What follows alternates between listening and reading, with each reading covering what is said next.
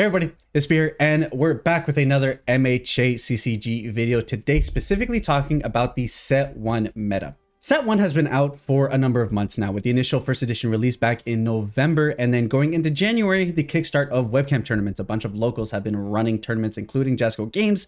PBG has had them, Carta Magica has had them, Red Riot has had them. So there are multiple ways to get started with the game, especially with the Provisional Showdowns starting at the end of this week. So those are definitely the first premier tournaments where we're going to finally see, okay, well, now that people have had about, a month and a half's worth of locals, webcam locals, anything like that, to be able to start, grinding games, understanding what decks do, how to beat certain decks, and kind of lining up their strategies, what are we going to expect from the meta going forward? And I do think at this point, the Set 1 meta is pretty solidified. We have all the cards available to us between, obviously we don't have the provisional cards. And once the provisional cards come out, that's definitely going to shift things. I think Toru is going to be a phenomenal card in terms of a character that's able to get us there.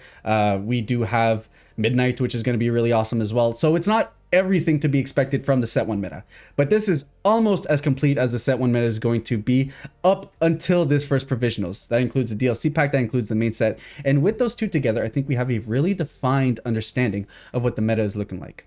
We do Wednesday weekly, we break down the meta every week, so if you guys want to see a week by week shift of the metas, I definitely recommend you guys go follow the MHA CCG Twitch. The link will be down in the description. Every Wednesday there's a pre-show where we talk about the upcoming news of the MHA card game, as well as discuss the meta, and then we see gameplay as people fight it out for their logo. So I definitely recommend you guys go check that out there.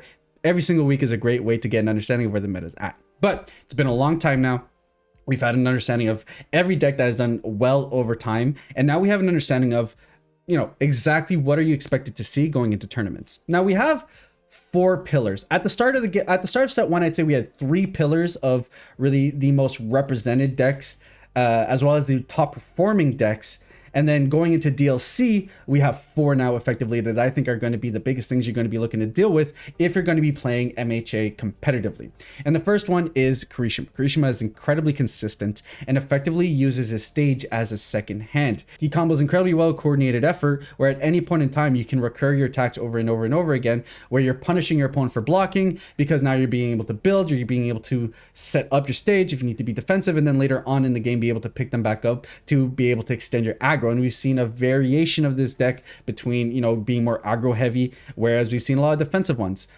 If you are going into a tournament, you need to be ready to deal with Kirishima. Now that could be sideboarding cards or mainboarding cards like Irrefutable Force of Nature to be able to start sealing their cards so that they can't be able to start getting that recursion on. But you definitely need to keep in mind Kirishima. Kirishima is effectively the big baddie of the format, and it is definitely an S tier character that you're going to be seeing.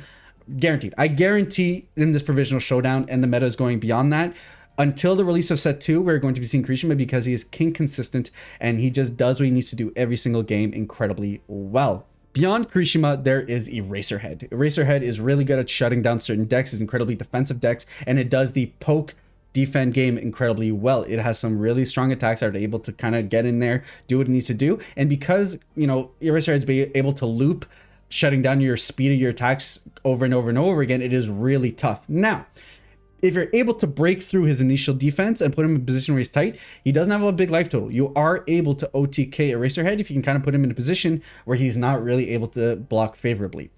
But still, the deck is incredibly powerful, especially with the fact that you kind of just erase characters.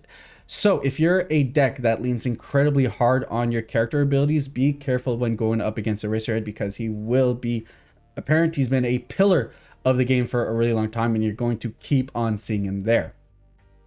Forward, the third pillar of the meta is Jiro. Jiro is incredibly strong even when she's nerfed. So if you guys don't know, in webcam tournaments, and if you're going into the provisionals, you need to know this. Any card that any skill text that reveals your opponent, like you're able to look at your opponent's cards, like Jiro's Enhance, it's reveals. So on Jiro in webcam tournaments only, Jiro's Enhance means that you and your opponent get to reveal the top card of your deck instead of just like doing a look. I understand it's nerfed, but nevertheless, with this nerf, she has topped an incredible amount of tournaments. She's still incredibly powerful, and she does amazing things. Consistency and able to understand what you're going to be checking, what you're going to be able to draw, how you're going to be able to stack the top of your deck. She just does everything incredibly well, and since week 1 has been incredibly consistent in being able to top tournaments. So again, another pillar. And finally, the last pillar I want to say is Ochako 2. Ochako 2, ever since the release of DLC, has been shown en masse in a bunch of tournaments. She just has some incredible card text, being able to bump up the speed on all your attacks. It's a great eraser head check because it means that his neg 2 effectively doesn't matter. You cancel that every single turn. Being able to recur an attack is incredibly strong, and very similar to Ochako 1 in the sense that you can kind of combo the character to turn one attack into 2, into 3. Like, it is incredibly busted how much she can chain attacks and how much damage she can push for. I've seen this character play with 2 foundations and basically be at a position where they can OTK their opponent. It is incredibly strong. She's super solid, and very quickly on the release of the DLC has pushed herself as one of the most represented characters, but also one of the most topping. And I'd say that's the biggest difference between these kind of S tier, what we're going to see in the meta characters versus the kind of like A tier. It's not only population size, because all of these characters have the population side across the 6 week of tournaments, but it's placements, toppings, doing well. Beyond that level, we have, the A tier. You're going to see them, but they're not guaranteed to top as often. Characters. These are characters that have high population size, but somehow don't seem to get there or have a tougher time doing so. Kingdom of Bakugo. Bakugo is represented in incredible numbers in, every tournament. It almost ends up being one of the most represented characters. However, Bakugo rarely ever ends up breaking into top cut. But it's a deck that people love. It's a character that people love. Is that going to pivot into a Provisional Showdown where, it's a premier event, there's prizing on the line, people are going to play a bit more serious than their pet deck? But nevertheless, due to population size, you cannot ignore the fact that Bakugo is going to be there. It's an incredibly explosive character card that's able to just chain attacks. I mean, it's one of those characters that doesn't play with progressive difficulty, or very rarely has to play with progressive difficulty. So, be expected to understand the matchup. I'm not saying you're going to see it for sure, but based on population size, it is a deck that people have been running for a really long time. Tokiyami is another one where you're effectively just chaining so many attacks against your opponent, and it's very much a character that will try and OTK you if you let your guard down. It's huge in population side, but Tokiyami's a little bit weirder because there's some weeks where like no one's playing him, and there's some weeks where he's the most played character of that week. It's weird. I don't get it. It is like my biggest like scratcher. Him and Shigaraki, actually, they kind of take the same position. I'd say both tier A characters where they force you to play, especially Shigaraki forces you to play the game a little bit differently because of the way that he can resource deny you. But both those characters are either the least represented because no one's playing them, or the most represented. It's weird. They come in and out, but I still think they're both incredibly strong decks, are able to do what they want to do. And if you don't understand the matchup, you could be extremely blown out. So both Tokiyami and Shigaraki, like I said, they might be there or they might not be there at all, but it's been played at enough number that you can't actually ignore the fact that they're there. And then pulling it in one step lower, we've looked at decks that have huge population of results. We've looked at decks that have huge population size, and now we have decks that don't show up in as high number as those, but are still incredibly strong and can definitely sneak in a top here and there. Nomu is very beginner friendly and can just punish you. Some decks just have a tough time, right? Because he has the enhance that's able to tone down every attack to 6 damage. It means effectively you need to poke him like a dozen times to be able to actually kill him, and then he can just randomly turn any attack into a 10 damage attack. So Nomu lends itself incredibly well to that. So while it doesn't get played as much as any of the other decks we talked about before, it's a deck that's definitely topped a number of times and can definitely get there.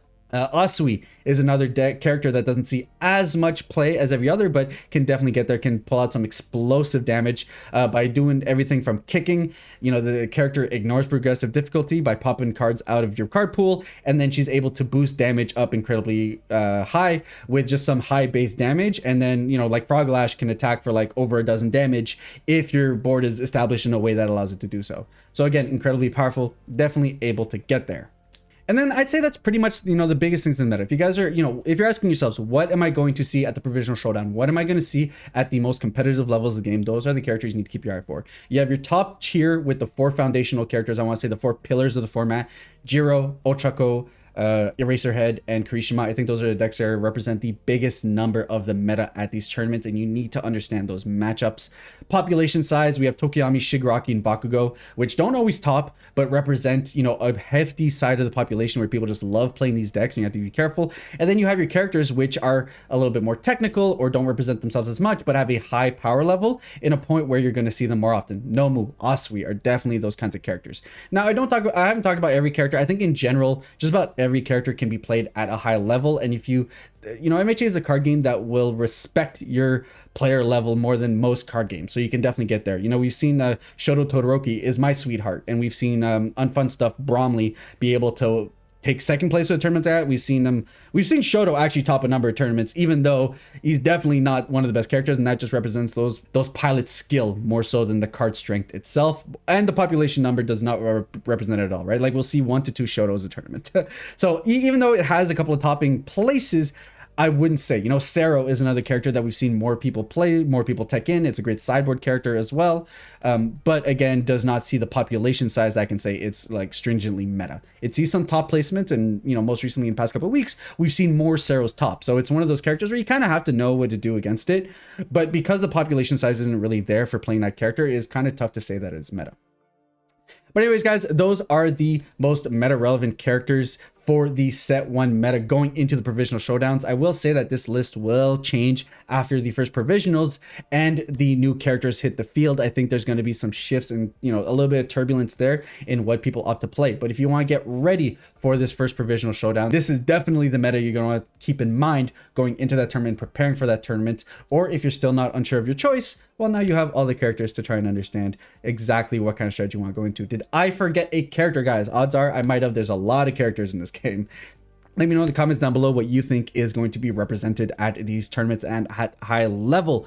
If you guys like these types of videos, give it a thumbs up. Hey, if you dislike it, thumbs down works too if you watch more of my videos. Of course, we cover a bevy of card games here, and we're going to start expanding our MHA coverage. Subscribe button's in the corner. With that said, I'll catch you guys on the next one.